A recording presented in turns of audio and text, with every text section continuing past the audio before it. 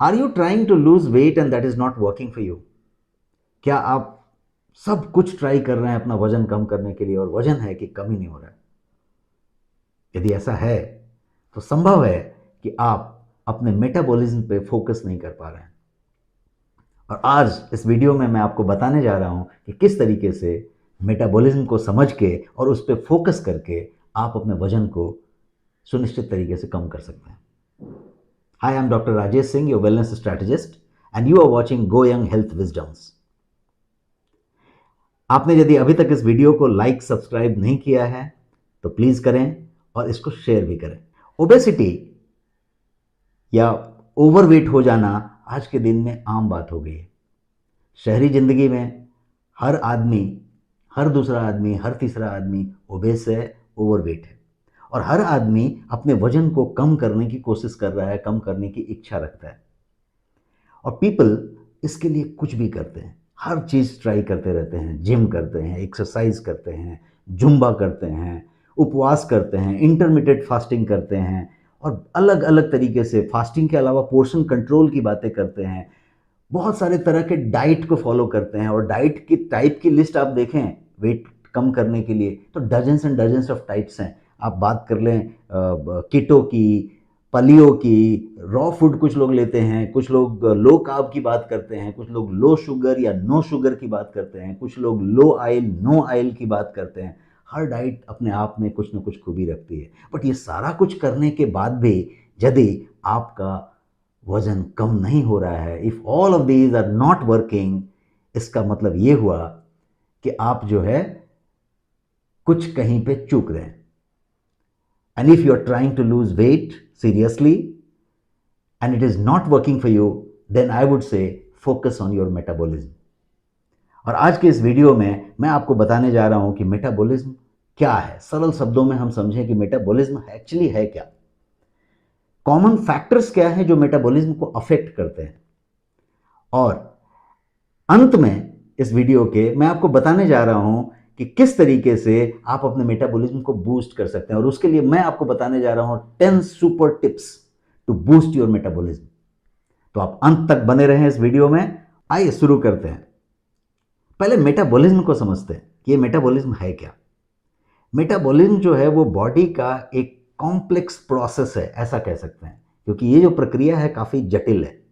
और ये प्रोसेस किस चीज के लिए है? तो आपकी एनर्जी को खर्च करने के लिए। एनर्जी की बात करें मतलब कैलोरी की बात कर रहे हैं। आपकी कैलोरी को, आपकी एनर्जी को खर्च करने का एक जो कॉम्प्लेक्स प्रोसेस है उसको आप मेटाबॉलिज्म कह सकते हैं। इसका मतलब ये हुआ कि आपका शरीर उस कैलोरी को किस तरीके से एनर्जी में कन्वर्ट करेगा, और शरीर के संचालन प्रचालन में जो कुछ भी प्रक्रिया चल रही है उसको हैंडल करेगा, इज व्हाट इज मेटाबॉलिज्म।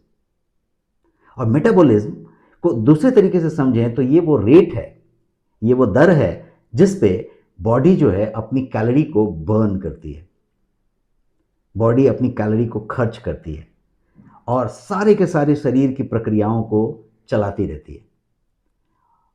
और यदि आपने अपने मेटाबॉलिज्म को बूस्ट किया, इस मेटाबॉलिज्म के जो दर है, रेट है, उसको बूस्ट किया, तो आप जो है अपने एक्सेस वेट को कम कर सकते हैं और अपनी ओबेसिटी के, ओवरवेट के चीज को तो मैनेज कर ही सकते हैं, इससे होने वाले सारे खतरों को भी आप कंट्रोल कर सकते हैं और बीमारियों से बच सकते हैं। तो आप बहुत सारा कुछ कर रहे होंगे वेट लॉस के लिए, बहुत सारे तरकीबें आजमा रहे होंगे, बट यदि आपके वो एफर्ट्स काम नहीं आ रहे हैं तो इसका मतलब ये है कि आपका मेटाबॉलिज्म उसके साथ रिस्पॉन्ड नहीं कर रहा है, रेसिप्रोकेट नहीं कर रहा है। आइए बात करते हैं कॉमन फैक्टर्स की। ऐसे कौन से फैक्टर्स हैं जो मेटाबॉलिज्म को आपके अफेक्ट करते हैं? तो सबसे पहला फैक्टर मैं कहूंगा कि बॉडी साइज। हमारा हाइट कितना है, हमारा फाइट कितना है, हमारा बॉडी का वॉल्यूम कितना है, ये बहुत बड़ा एक फैक्टर है जो मेटाबॉलिज्म को इम्पैक्ट करता है। जिनके पास ज़्यादा फैट है मसल के तुलना में, उनका मेटाबॉलिज्म अपने आप स्लो होता है। तो आप हो सकता है कि हट्टे कट्ठे हों, लेकिन हट्टे कट्ठे में फैट ज़्यादा है कि मसल ज़्यादा है, ये बहुत बड़ा फैक्टर है। क्योंकि आपको ज़्यादा एनर्जी कैलोरी लगती है आपके मसल को बनाने में और उसको मेंटेन करने में। और यदि आपके पास मसल ज़्यादा है तो आपकी मेटाबॉलिज्म हाई है, अच्छी है। लेकिन यदि आपके पास फैट ज़्यादा है तो आपका मेटाबॉलिज्म अपने आप स्लो है। इसका मतलब ये हुआ कि ज़्यादा muscle mass is equal to faster metabolism. Metabolism अपने आप वो फास्ट हो जाएगा, मतलब ज़्यादा कैलोरी बर्न होगा। तो ये एक फैक्टर हमने समझा, बॉडी साइज। अब हम दूसरे फैक्टर की बात करें। दूसरा फैक्टर है आपका एज, आपकी आयु कितनी है, उम्र कितनी है। क्योंकि जैसे जैसे हमारा उम्र बढ़ता है हमारी मेटाबॉलिज्म की दर जो है कम होती चली जाती है। इसका मतलब ये हुआ कि हम जो है फ्यूअर कैलोरीज बर्न करते हैं जैसे जैसे हमारी उम्र बढ़ती है। और क्या आपको एक सरप्राइजिंग फैक्ट मालूम है कि आपके 20 साल की उम्र के बाद, जी हाँ सिर्फ 20 साल की उम्र के बाद, आपका हर दशक में, हर 10 साल पे आपका जो मेटाबॉलिज्म का रेट है वो 10% रिड्यूस होता चला जाता है हर 10 साल पे। इसका मतलब मेरी उम्र 50 साल है, तो 50 साल में हर दशक में पिछले 3 दशक से ये 10% मेटाबॉलिज्म रिड्यूस होता चला जा रहा है। और एक और चीज उम्र से रिलेटेड कि एजिंग जो है आपके मसल को कम करता चला जाता है और आपके फैट के गेन को बढ़ाता चला जाता है। दैट मीन्स आपका आकार रहे लेकिन उस आकार में, उस वजन में, उस मास में आपका मसल मास कम है और फैट ज़्यादा है। उम्र के हिसाब से ये नॉर्मल होगा। अब तीसरे फैक्टर की बात करते हैं। तीसरा फैक्टर है जेंडर। आप पुरुष हैं, आप महिला हैं, इस पे भी आपका मेटाबॉलिज्म डिपेंड करता है।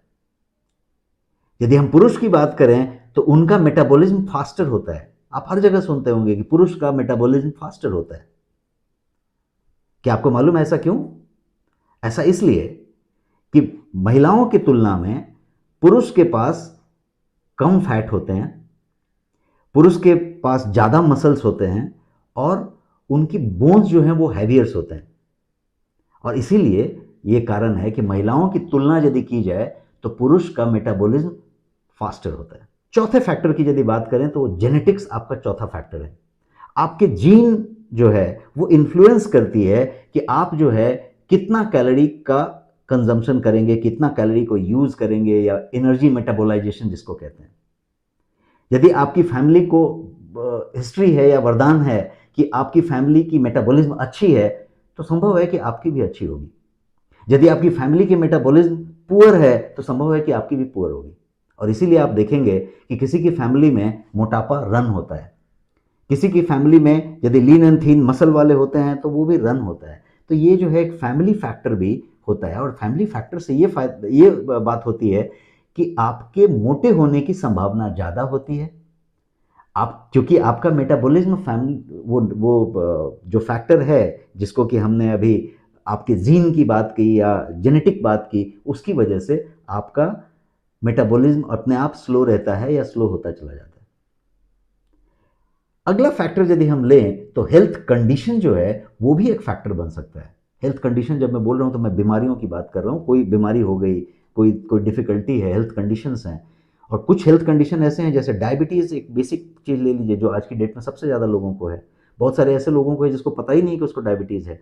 तो डायबिटीज़ जैसी चीज़ें की बात की जाए तो वो आपके मेटाबॉलिज्म को बहुत ज़्यादा प्रभावित करता है। थायराइड की बात करें, हर 11 में से एक आदमी को इंडिया में थायराइड है, बहुतों को पता ही नहीं है। तो यदि थायराइड प्रॉब्लम की बात करें, खास करके आप अंडर एक्टिव थायराइड की बात करें जिसको हाइपोथायराइडिज्म कहते हैं, तो उसमें सीधे सीधे आपका मेटाबॉलिज्म इफेक्ट करता है और मेटाबॉलिज्म स्लो हो जाता है। एक और फैक्टर यदि लेना चाहें तो ये ले सकते हैं कि हम जो आज की डेट में जितनी दवाइयाँ हम खाते हैं, बहुत सारी दवाइयाँ खाते रहते हैं, कुछ डॉक्टर के बताने पे, कुछ बिना मतलब के, कुछ खुद से सजेशन से। तो ये जो बहुत सारी बीमारियाँ और बहुत सारी दवाइयाँ आज के समय में हैं, ये दवाइयाँ भी आपके मेटाबॉलिज्म को बहुत हद तक प्रभावित करती हैं और मेटाबॉलिज्म को स्लो डाउन करती चली जाती हैं। कुछ दवाई की बात करें तो जैसे अभी मैंने डायबिटीज़ की बात की तो इंसुलिन की बात कर लें, आपके मेटाबॉलिज्म पर सीधा सीधा असर करता है। आइए अब बात करते हैं 10 सुपर टिप्स की टू बूस्ट योर मेटाबॉलिज्म। अपने मेटाबॉलिज्म को बढ़ाने के लिए आप क्या क्या कर सकते हैं। मैं आपको सेलेक्ट 10 टिप्स दे रहा हूं यहां पे। सबसे पहला टिप, स्लीप वेल। जी हां, सोने पे ध्यान दें। क्वालिटी स्लीप की बात करें, हमेशा क्वांटिटी के पीछे ना रहें। हो सकता है आप 9 आवर्स तक सोएं and you get up tired. हो सकता है you just sleep for 6 hours and you get a fresh and energetic. तो आपकी नींद की क्वालिटी कैसी है उस पर भी बहुत कुछ डिपेंड करता है, और नींद बहुत ज़रूरी है। स्लीप आपके मेटाबॉलिज्म को रेगुलेट करने के लिए निहायत ज़रूरी चीज़ है, क्योंकि स्लीप करता क्या है, तो स्लीप आपके हॉर्मोन्स को अल्टर करता है और आपके हंगर को और आपके तृप्त होने को, सटाइटी को, फुलनेस को रेगुलेट करता है। तो आपका मोटापा इससे डायरेक्टली कनेक्टेड है, बिकॉज आपका मेटाबॉलिज्म इससे डायरेक्टली कनेक्टेड है। जब आप स्लीप डिप्राइव्ड होते हैं, जब आप स्लीप पूरा नहीं किए होते हैं, तो बॉडी की जो एबिलिटी है उस फैट को बर्न करने की, वो जो है काफ़ी हद तक कम हो जाती है और आपको उसका नेगेटिव इफेक्ट देखना पड़ता है। तो हो सकता है कि आप बहुत सारी कोशिशें कर रहे हैं फैट कम करने के लिए, वजन कम करने के लिए, और हो नहीं रहा है क्योंकि आप अपने स्लीप पे ध्यान नहीं दे रहे हैं, आप नेटफ्लिक्स पे ध्यान दे रहे हैं, आप अपने वर्क पे ध्यान दे रहे हैं, आप अपने सोशल लाइफ पे ध्यान दे रहे हैं, और आप जो है अपने स्लीप को हर जगह पे सेक्रीफाइस कर रहे हैं, and you remain sleep deprived. The second tip is drink more water instead of sugary drinks. आप कोई भी मीठा चीज़ जो लेते हैं, चाय ले रहे हैं, शरबत ले रहे हैं, कोक ले रहे हैं, कोई तरीके का कोला ले रहे हैं, कोई चीज़ ले रहे हैं, के बजाय आप सिंपल पानी, जितना ज़्यादा पानी पी सकते हैं, गुनगुना पी सकते हैं, बहुत अच्छा। यदि गुनगुना आप नहीं पी सकते तो नॉर्मल पानी, बट कीप सिपिंग वाटर। ऐसा क्यों मैं बोल रहा हूँ, क्योंकि जब आप पानी को ड्रिंक करते होते हैं तो टेम्पररी तौर पे ये आपके मेटाबॉलिज्म को स्पीड अप कर देता है। अब इमेजिन कीजिए कि आप अपने वर्क में, अपने ट्रैवल में, अपने घर में थोड़ी थोड़ी देर पे पानी सिप करते रहें। एक बार ही 1 लीटर नहीं पी जाए, आधा लीटर नहीं पी जाए, लेकिन सिप करते रहें, और सुनिश्चित करें कि दिन भर आप पानी पीते रहें। तो ये आपके मेटाबॉलिज्म को बहुत हद तक बूस्ट करेगा, एक्सपीडाइट करेगा। तीसरे टिप की बात करते हैं, ड्रिंक ग्रीन टी। और क्या आपको मालूम है कि ग्रीन टी में एक ऐसा पदार्थ होता है जिसको ईजीसीजी कहते हैं। ये एक ऐसा सब्सटेंस है जो आपके मेटाबॉलिज्म को बूस्ट करता है। ग्रीन टी के अंदर पॉलीफेनॉल्स होते हैं, कैटेकिन्स होते हैं, और ये सारी चीज आपके मेटाबॉलिज्म को बूस्ट करने के लिए जाने जाते हैं, और आपकी जो फैट बर्निंग है उसको बढ़िया से इंक्रीज करके मैनेज करते हैं। तो ग्रीन टी का एक टेस्ट है, आप उसको ब्लेंड कर सकते हैं और ग्रीन टी की आदत डाल सकते हैं। ग्रीन टी में हमेशा ध्यान रखें कि आप अच्छी ग्रीन टी लें जो प्योर होनी चाहिए। ग्रीन टी बैग्स अवॉइड करें और आप ग्रीन टी लीफ का इस्तेमाल करें। यदि ऑर्गेनिक मिले और भी बढ़िया। चौथा टिप है, आप अपने आप को एक्टिव रखें, rather keep your exercise routine in place. और ज़्यादा बढ़िया होगा कि आप उस एक्सरसाइज रूटीन में अपने हाई इंटेंसिटी वर्कआउट को मिक्स करें।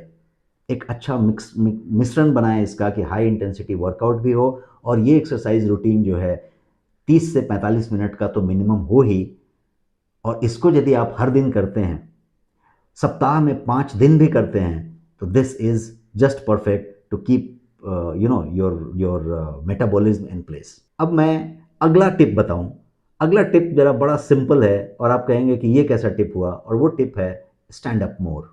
ज़्यादा देर तक खड़े रहें, क्योंकि sitting is the next smoking. आप बार बार सुनते होंगे, बार बार आज के डेट में पढ़ते होंगे। बैठना जो है स्मोक करने से ज़्यादा खतरनाक है। और यदि हम बैठने की बात करें तो हम लगातार बैठे होते हैं। आप अपने घर में बैठे होते हैं, सोफा में बैठे होते हैं, कार में बैठ रहे होते हैं, ट्रैवल कर रहे होते हैं तो बैठ रहे होते हैं, ऑफिस में काम कर रहे होते हैं, वर्क प्लेस पे तो बैठ रहे होते हैं, फिर वापस बैठ रहे होते हैं। खड़े होने का जो प्रकार है वो काफ़ी हद तक कम होता चला गया। और ये जो हम बैठ रहे होते हैं, इसमें मेटाबॉलिज्म सबसे ज़्यादा सफ़र कर रहा है, बिकॉज जितना लॉन्ग टाइम आप बैठ रहे हैं उतना आप फीवर कैलोरी बर्न कर रहे हैं। कैलोरी ज़्यादा बर्न होना चाहिए था, वहाँ कम बर्न हो रहा है। मैं कहीं कोई बिजनेस सिलसिले में जर्मनी में था, और वहाँ पे मैं किसी ऑफिसेज में विजिट किया। द 2 और 3 ऑफिसेज आई विजिटेड, मैंने वहाँ पे एक चीज़ नोटिस की कि हर एक आदमी वहाँ पे सुबह सुबह ऑफिस में आता है, फर्स्ट हाफ का जो काम होता है वो बैठ के काम करता है, और उसके लंच ब्रेक के बाद उसकी सारी कुर्सियाँ हटा दी जाती हैं। सारी कुर्सियाँ वहाँ से हटा दी जाती हैं, और वहाँ पे हाइड्रोलिक बटन जैसी चीज़ें हैं, वो दबा के टेबल को ही वो ऊपर ले लेते हैं सीधा अपने हाइट के हिसाब से। और बाकी का आधा दिन मैंने देखा कि वो लोग खड़ा होकर काम कर रहे हैं। मैंने पूछा ऐसा क्यों हो रहा है ये, सबने बताया कि to ensure that metabolism is boosted, हमारी मेटाबॉलिज्म का ध्यान रखने के लिए हमने ये प्रोसेस रखा है, एंड दैट वाज वंडरफुल। मैं आपको एक छोटा सा टिप बताता हूँ, हो सकता है आपकी टेबल में हाइड्रोलिक बटन ना हो और आप उसको कुर्सी को हटा ना पाएँ और वो चीज़ ना कर पाएँ। मैं एक छोटा सा टिप बताता हूँ जो मैं पर्सनली फॉलो करता हूँ, और वो चीज़ आप कर सकते हैं। और वो टिप ये है कि ज़्यादा खड़ा रहने के लिए इसको किसी चीज़ से कनेक्ट कर दें, जिसको हैबिट कनेक्टिंग कहते हैं। आप जो है फ़ोन पे बहुत ज़्यादा बात करते हैं। आज कौन ऐसा व्यक्ति है जिसको बहुत सारा फ़ोन नहीं आता है? फ़ोन आते रहते हैं, फ़ोन पे बात होती रहती है, और आप जब वर्क में होते हैं तो फ़ोन आते रहते हैं। यदि आपने ऐसा सुनिश्चित कर लिया कि हर एक फ़ोन जो आता है जिसको आपको लगता है कि 2 मिनट बात करने की ज़रूरत पड़ेगी, हेलो करके आपने फ़ोन रख दिया है एक वर्ड वाला, तो इट्स फाइन।